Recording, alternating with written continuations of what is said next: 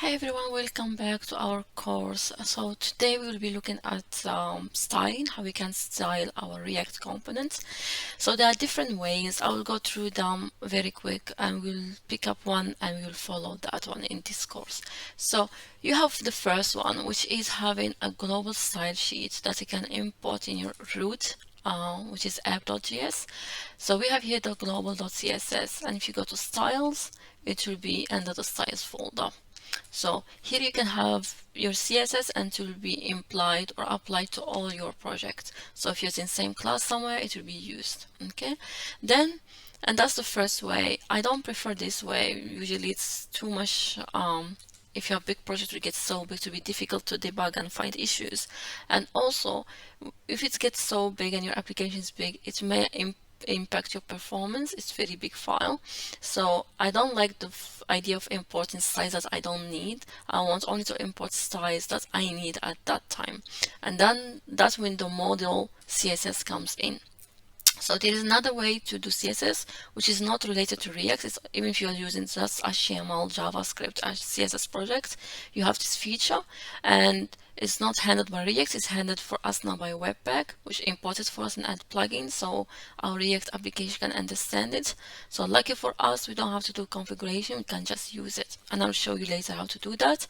And then we have the other way, which also you may be using in normal HTML projects, is that you use inline styling. So you can do styles, style, and you open the bracket here, and then another one, and then you say, okay, font size is 12 pixels, for example, or something. But that's discouraged to use, and it's not good practice to do styling because it will make your code very hard to read, very hard to debug. So keep your styles in styles file. Don't mix up your styling with your JSX code. Okay, so the approach you'll follow will follow the modular approach. And the best way to do it and to make your things more readable in your bigger projects is that I go and create my modular CSS in same root as my components, so they're next to each other. So I'll go inside the header, I'll add a header dot, and you can name anything you want. Just make sure you have this extension dot module dot CSS. Okay, and let's say for now I want to style my logo, and I will say the display, because as an image I want to make it a block or inline block so it doesn't take the full row.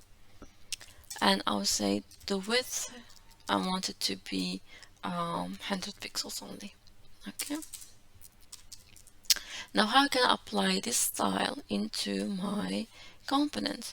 I'll come here and import, because that's in the end is JavaScript here. So we'll say import styles, which is an object from my style file. I'll header dot module dot CSS. And then how I can access my style. So this one says an object. So I'll come here, I'll say class name. You remember we have a class name which is the attribute we use for apply classes. I'll say it's an object that we access styles dot logo, and dot logo is what I called here. I'll save, and you see it changed. Nice, right? Now let's say I want my header to be styled a bit. So now you may assume what we can do. We'll create a class, let's say call it header, and I will say, okay, the width is 100% because I want to be responsive, but max width, I don't want it to be touching the size, I'll say 90%, and then I'll centralize it with a margin 0 and auto on the right and the left. And then I have to apply the class, as you may know how to do that. So we'll do again class name, and you say it is an object pointing to styles dot header, and not dot capital. It is a lowercase. And you see, you can see this centralized. Okay. The other thing I want to do, for example, I want these two to be next to each other. So I'll say display flex. And I will align them together, and I will keep some space. I will say margin right. It is, for example, 30 pixels. Okay.